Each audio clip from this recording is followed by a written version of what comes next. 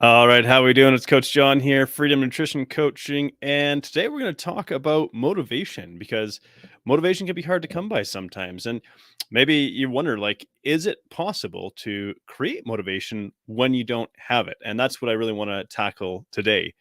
And so, the first thing I wanted to ask you is that when you hear motivation, what do you think about? What comes to your mind, right? Because what we want to do is we want to say, okay, if we know that we can find and we can create motivation to get healthier, how do we do that, right? And the interesting thing about motivation is very often we find ourselves feeling like it's a prerequisite to be able to do something. In other words, I have to have a feeling in order to be able to do something. And, when it comes to motivation, I think the way that I would define it is like a desire to put in effort to achieve a result, get up and go, we could call it. And my mom used to joke, my get up and go got up and went. So shout out to mom. So motivation, even in simpler terms, could be just wanting to do something. And actually, so what I'd encourage you to do is when you feel motivated to do something, actually, if you have the presence of mind, get curious about why. Let me give you an example here. So you're probably familiar with all of the amazing benefits of regular, consistent exercise. We could say like it lowers your blood pressure, reduces risk of disease, improves your mental health, helps you have a longer, happier life. So you think of all these great benefits, and why then is it so hard to sometimes actually get up and do something, to feel motivated to do something when there's all these great benefits? And I'm curious and like to hear from you. Like, is motivation something that you struggle with? Um, and earlier on, I touched on just that, motivation is not the same thing, or maybe where we get tripped up with motivation is this idea that I need to feel something to take action. And I want to challenge that belief because I like to think that motivation follows action. So let's give you an example to kind of prove that. So, what are some things that you do and probably do each day that you don't feel like doing? In other words, there's not a feeling of desire to do this, but you still end up doing it. It could be things like doing the dishes, doing laundry, doing chores. Those are like the common ones that we come across, right? I don't feel like doing these things, but we do them every day. And interestingly, there is actually a payoff for doing them, even if we don't love the actual activity. So with this idea that, well, I have to feel a certain way before I can do something isn't necessarily true, you know? And so we could ask here, well, what would you do if you had more consistent motivation? You know, what would that look like for you? So let's say, pardon me, we can think about when you think about an activity that you don't like doing, why do you do it? And how do you feel afterwards? Like I said, it's probably going to be something more related to like chores, like cleaning the house, doing laundry, that sort of things. And, in the beginning, you might say, well, it's because I have to. But perhaps we could say, well, actually, in most cases, there's still an element of choice. I very rarely is doing some kind of chore a life and death situation here. So there's an element of choice, but we still go ahead and we do it, right? So there is actually some benefit from doing it. And what I'm highlighting here is this idea that we don't have to feel a certain way before we do something, and we can let go of that idea. Motivation becomes a lot easier to come by. See, there's this limiting belief that says, well, I have to feel a certain way in order to do something. That's not true. And so I go back to what would you do if you had more consistent motivation? If it feels like lack of motivation is stopping you, what would you do if that wasn't the case? Because what I want to dive into here is how can we practice, how can we set ourselves up to have motivation, to create motivation, to build motivation? And, in saying that, I'm going to share a couple things with you. In fact, I'm going to share 7 things with you just to give you a little bit of a preview. But you don't have to choose all of them. What I want to do is I want to share some things with you and say which of these might work for you. You take them. This resonates with me, so I'm gonna try and just put that one into action. And so we're gonna look at this primarily from the space of sort of health and nutrition. So the first thing that I would say is avoid making exercise about how you look. Now that's an interesting thing to say because, maybe you want to lose, 10, 20, 30, 40 pounds. You want to tone up arms or tone up your abs or things like that. But when we make something about how we look, very often we're going to find ourselves discouraged because when we look in the mirror, what we're seeing is I'm not at my goal. I'm not where I want to be. So instead of making an activity session or exercise or a workout about how you look, make it about how you want to feel because that's where the immediate payoff comes in, right? So most people who say like very often it's like, oh, I don't really feel like going to the gym, but every time they go and do something active, whether it's working out or getting out in nature, I've never heard someone come back from doing something active and say, I really regret doing that, And so when it comes to like an outcome type goal, like we can't necessarily control that. We can't exactly control how and when our body's going to lose weight. We can influence the direction of it. But instead of saying something like, I want to lose 10 pounds, because that's not really something that we can control. It could be a lot simpler when it's something like going for a walk is going to feel awesome, right? There's that immediate payoff. And so the second thing I'd touch on is like find something you enjoy. So sometimes when we think about motivation, especially in the area of like workout, nutrition, that kind of thing, um, it's things that we feel like we have to do, or that we've seen other people do, or this is how you do it, so you have to do this. Well, for example, exercise doesn't have to mean sweating in the gym or endless treadmill time. And you could even think about, well, what are some non-gym exercise activities you actually enjoy? There's gonna be indoors, outdoors, solo, groups. Could be, for example, walking the trails at your local park. It could be taking dance classes at the YMCA. It could be even like, how about volunteering to walk dogs from the shelter? I mean, yeah, especially if you're a dog person, because they're cute and adorable. You know, I think there's this idea we have, maybe this mental image that exercise, we feel like exercise has to be doing something that feels like a lot of work. And we might forget that actually, hey, if you take a walk with a friend in a beautiful park, that's exercise. So if you choose an activity that you genuinely like, research shows you're much more inclined to stick with it over time.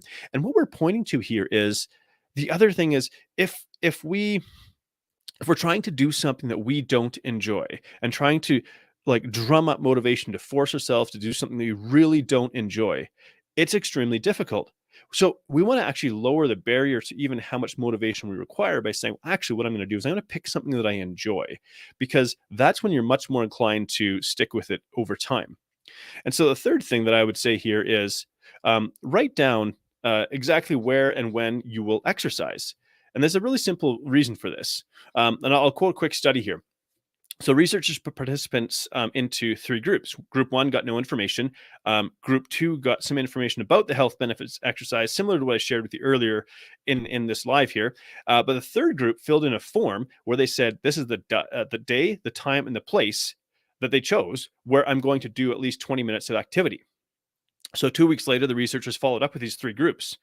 Group one and two only followed through 40% of the time, whereas group three followed through 91% of the time. So the people that wrote down what they were going to do, when and where, and what they were going to do, they showed up over 90% of the time, right? So there's something about making that little bit of a commitment too. So number four, I would say, is become an early bird.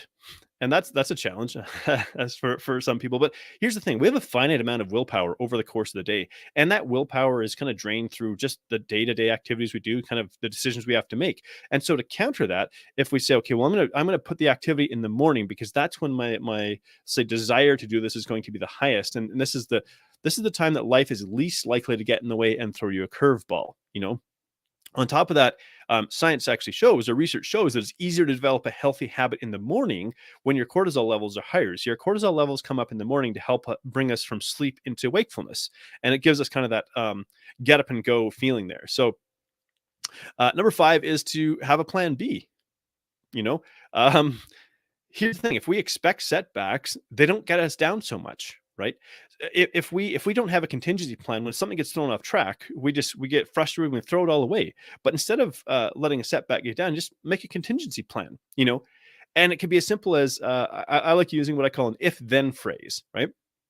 So it might look something like this: if I don't, get up to go to the gym in the morning, or get up and go for a walk in the morning, then I'll take a walk after dinner, right? If I can't walk outside because it's raining, then I'll do 10 minutes of physical activity inside. So what we're doing is we're just using this if-then statement, and you could tie it to a non-physical activity that you enjoy as well. Maybe you like listening to audiobooks or podcasts, for example.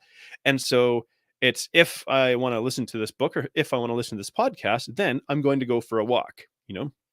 And so what we're doing is we're just creating this contingency plan, so that when life doesn't go according to plan, which is very often, we don't get such thrown off so badly. Number six is prioritize convenience. And so again, this goes back to what I shared a little bit earlier, and that is this idea that if we set the bar really low for maybe how much motivation we might need in the first place, we're less likely to feel like we don't have to do it. So, for example, in one study, it showed that the shorter the distance to the gym, the more likely people were to go. Pardon me. And so it's like your environment can make a huge difference. The shorter the gap between you and your desired activity. It doesn't always have to be the gym. I use that as an example, but it could be going for a walk, it could be going for a bike ride, things like that. But the shorter the gap between you and getting to your activity, the more likely you are to follow through with it, right? So your environment can make a really big difference here. Now, it could be things like set your workout clothes next to your bed the night before. Keep your exercise equipment nearby. So it's like if you have a treadmill, but it's tucked in the back corner of your dusty basement, you're a lot less likely to use it than if it's somewhere where it's visible. Like for myself, I have a stationary recumbent bike outside my office. And so when I walk out, I see it there and it reminds me to get up and use it. And the last thing I'd share here is really actually is make it social.